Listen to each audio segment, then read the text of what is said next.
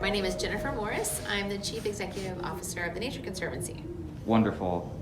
So, Jennifer, why did you come to COP26? And we're curious what success means for you here, and do you think we've achieved that yet? So, COP26 is very important for a lot of reasons. Number one, we need to make sure that the ambition that the entire planet has around achieving the Paris targets is not only heightened, but also we have a clear path for implementation. So success for the Nature Conservancy and many organizations around the world that are here fighting, working together, trying to see how we can make sure that governments, companies, communities around the world push forward with very specific objectives and monitoring frameworks to ensure we hold each other responsible for achieving that 1.5 degrees. Do you think we've reached that successful point yet? So we're in just at the start of week 2, which is a critical week for the negotiations, of course. There's a lot of different things happening really as we speak in real time. Negotiators are working around the clock. For the Nature Conservancy, there's quite a lot of hope around the role that nature has played at this Conference of Parties.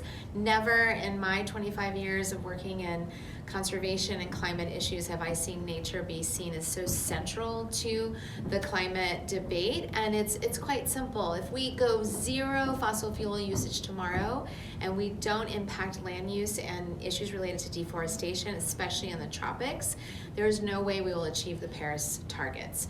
So for us, seeing nature take center stage is really a great first step forward in success, but we need a few things. One, we really need to see the resolution of the outstanding issues of Article 6. We absolutely need to see a framework, a global framework for enabling countries to have the resources they need to invest in their natural capital. So that for me, success on Article 6 would be tremendous.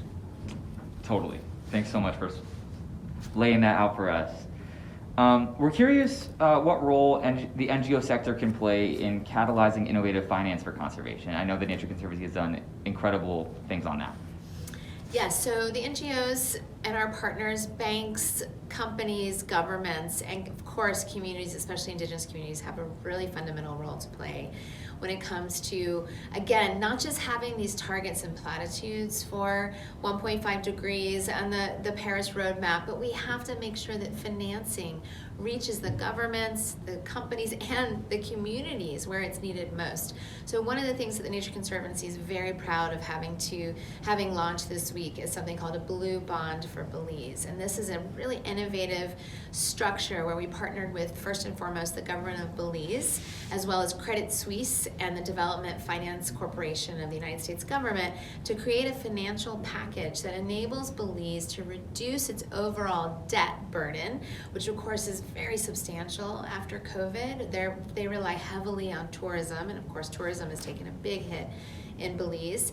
And so they said, look, we want to be a high ambition coalition country and protect 30% of our terrestrial and marine ecosystems, but we frankly do not have the resources to invest in that. So we came together with these partners and developed a blue bond, or a debt for nature swap, where we restructured about 12% of Belize's debt and enabled them to then triple their marine conservation budget. So it was a win for their foreign accounts as well as a win for marine conservation. And we're so happy to be able to support the government of Belize in this effort, and we're looking for other opportunities to work with governments who face a similar challenge. Fantastic. Super cool to hear about that. Just real quick, we know that COP26 is one moment in time. We knew we were going to solve the crisis in these 2 weeks. Tell us what needs to happen next in the days, months, and years ahead so that we don't breach the 1.5 catastrophic target. So you're exactly right. So COP represents a very important moment in time where we come together, as imperfect a process as it is, to come together to really, again, hold each other accountable for setting national, company, community level ambitious targets.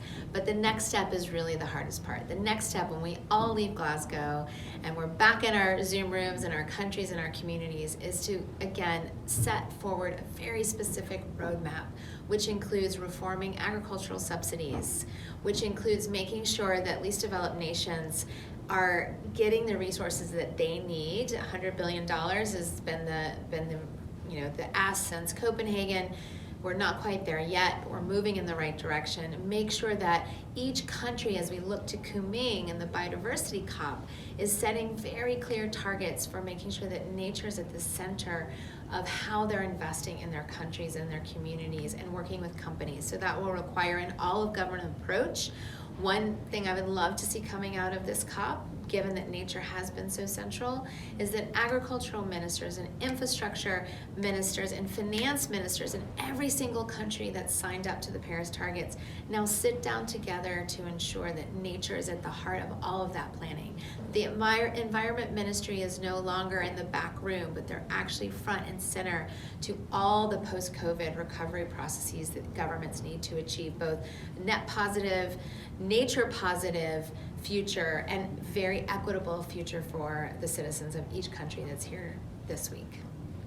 Amazing. Thank you so much for that clear picture, and good luck with the rest of your time here. Thank you so much.